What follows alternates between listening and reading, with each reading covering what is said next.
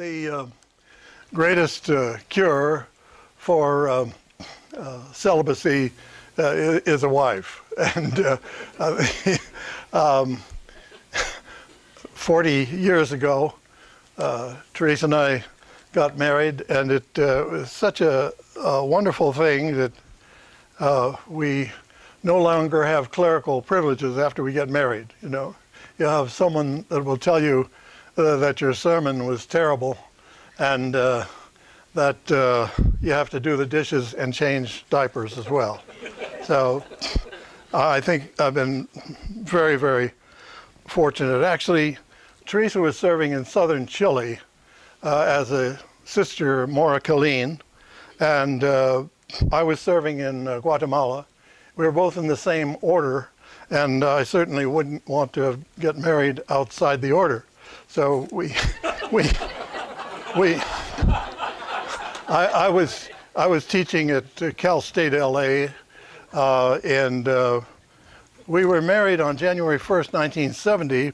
That was shortly after our participation in the Católicos por la Raza protest at St. Basil's Church in opposition to Cardinal McIntyre's policies. So 40 years ago, I was automatically excommunicated from the Catholic Church, late sentencia, for our attempted marriage.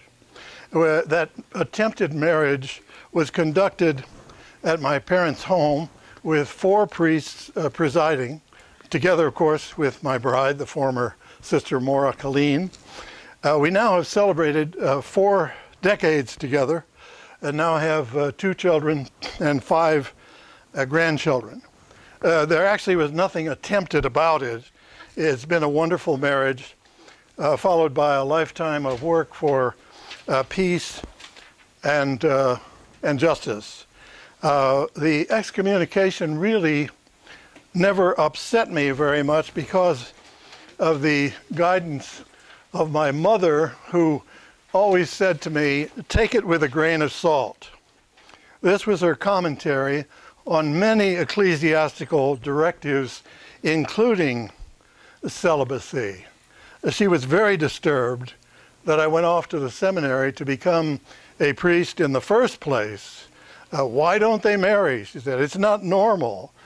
So both of her parents were born in Italy, and they had a wonderful understanding of the irrationality of canon law.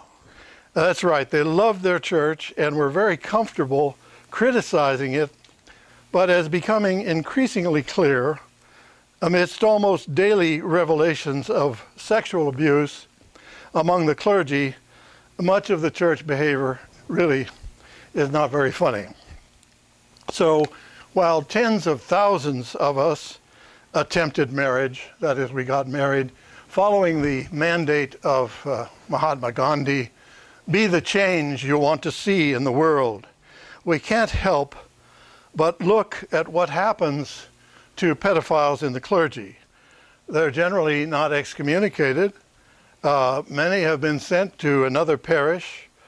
Church leaders become accessories to the crime. Bishops are told to send their evidence to the Vatican immediately with a mandate of absolute secrecy. So this matter of putting things under the rug was, I imagine, the worst crime. Many issues have come to fore in this scandal. One of them is clerical class privilege, or clerical impunity. This includes impunity for those who remain subservient to ecclesiastical authority. It does not include any impunity for dissidents. Obfuscated clerical thinking might say, well, this sinful priest has gone to confession, therefore must have a firm purpose of amendment. Well, sorry folks, that doesn't cure pedophilia. Silence is not an option. Silence is complicity, and the amount of silence is awesome. As I look at the years in the priesthood, Actually, I heard of this thing, this pedophilia, I think twice. That's in 10 years, 18 years as a marinover. Amazing, the silence of evil. And I think we'll look at that in a bigger way a little bit later. The celibacy is not the problem. Both Jesus and St. Paul spoke of it as a personal choice.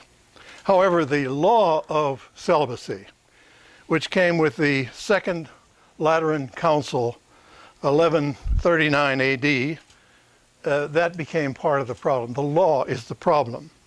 Another part of the problem is the cult issue. A clerical class is expected to have both impunity and immunity. And this is the delusion of all cult leaders. We can look back to Pius IX, who declared himself infallible and declared his infallibility to be both retroactive and future active. And here is where much of the problem resides. It's called dogma.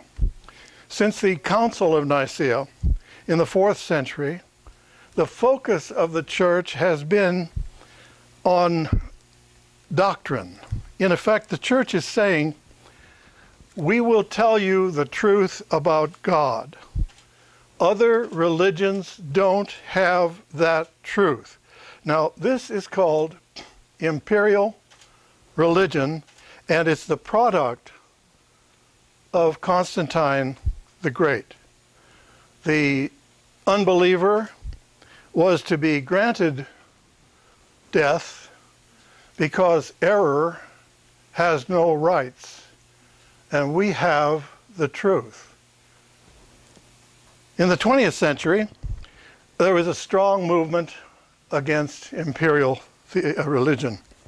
In 1962, a revolutionary old man, Pope John the 23rd, called the Second Vatican Council in order to bring some fresh air into what he called a very stuffy church. The council had a profound effect on those of us who were in the field at the time. I was in Guatemala in the midst of a civil war. We had heard directives coming from the Vatican that turned us loose.